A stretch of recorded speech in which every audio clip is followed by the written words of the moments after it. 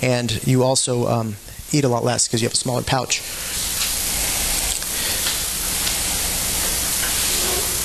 The other procedure is a band, and this is a restrictive procedure, meaning the appeal for this procedure, there's no cutting, dividing, rerouting the intestines. It's purely a silicone band that encircles the upper part of the stomach and partitions the stomach into an upper part and a lower part. This is your new gastric pouch, and this is how much you eat. The band also acts like an hourglass, so food passes very slowly through the band. So you eat less and you're full longer because food takes a while to pass through this band, and it's adjustable in the sense that there's a reservoir, like a port, that you can put fluid in. Fluid migrates through the tubing and tightens up this balloon to actually make that pouch even smaller. Okay? So you can see a little cross area of the lap band and how it works. Here's the pouch, and here's the outlet of food through that little stoma there. And by putting fluid, you make that outlet even smaller. Okay? There's no cutting or stapling or dividing of the stomach with this procedure. This is a little video. I don't think it's going to run. But with a band, you have a lot of clinical experience. We've probably done about 550,000 bands, and we have good clinical experience. With the band, you lose weight by making the stomach smaller. And you can see that if you compare gastric bypass to a band, with a gastric bypass, you lose weight a lot faster than with that of a band, and you lose more weight. So there's differences in the procedure. In the lap band, again, slower weight loss, and you need to follow up for adjustments with it. Kind of go through this. The other procedure is a sleeve gastrectomy. I'm doing a lot of these procedures, and this procedure here is a restrictive procedure where 85% of the stomach is actually surgically excised. This comes out. We take it out. And remember that hormone we talked about, ghrelin? 90% of it's produced by this gastric fundus here. So when I take out that part of the stomach, the ghrelin is removed. So some patients really have to remind themselves sometimes to eat. Weight loss with this procedure is pretty good, and there's some variability with weight loss because you can make the sleeve different sizes.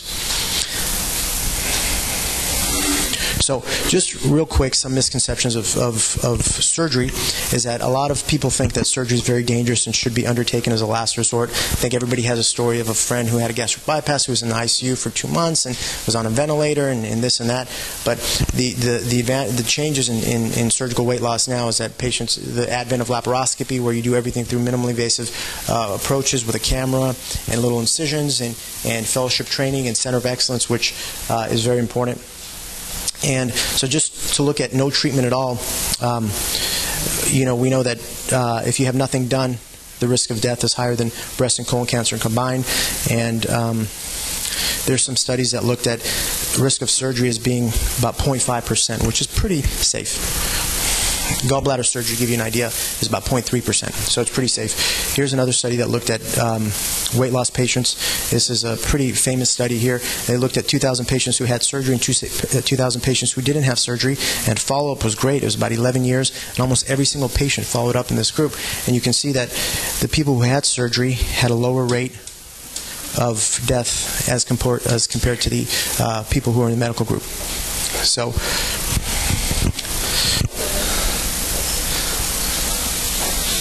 move through these a little bit. So the benefits of surgery, this is obviously to a certain degree is cosmetics. Patients tend to feel better, look better, but the reason we do this, or the reason we want patients to lose weight, is not so much for cosmesis, but it's for resolution of comorbidities. And by that, that's kind of a self-propelling thing where patients tend to really take care of their health, seek cosmetic procedures and different things. But this is actually a patient at the University of Florida where a year and a half out from a gastric bypass, you can see all these medications, they're off all their medications. So this is why we do it.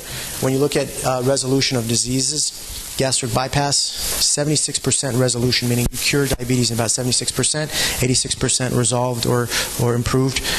Cholesterol improves, high blood pressure improves, and obstructive sleep apnea. So, this does not only speak on gastric bypasses, but weight loss in general. And you can see that significant weight, even modest weight loss, has pretty profound effects on your health. How about quality of life? You can see that across the board. If you look at questionnaires across the board, when you lose weight, everything gets better. Your physical function, men always talk about their sexual life, public dispress, work activity, so across the board, everything gets better. And then you can see that the volume of procedures has significantly increased. And then we have good follow-up with these procedures, and it has sustainable results. But, surgical weight loss is not always cosmetic. We have patients. This is a patient I did. She looks good after a year, lost 100 pounds, and she feels pretty comfortable. This is another guy. He went from 400 pounds to 269 pounds in 1 year, but he has a lot of excess skin. So it's not always a cosmetic procedure. But the beauty of bariatrics or weight loss now is that as our volume's increasing, the field of post-bariatric body contouring has grown so much, and almost every plastic fellow learns how to do, because the tissue is completely different after these patients. So patients have to qualify for this procedure. You have to have certain criteria. You have to have a body mass index of 40 with no medical problems, or a body mass index of 35 with one or more weight-related comorbidities. And everybody needs to be evaluated by a psychologist, right, Patricia? Yes. And then everybody gets a dietary evaluation. And I think that's it. All right.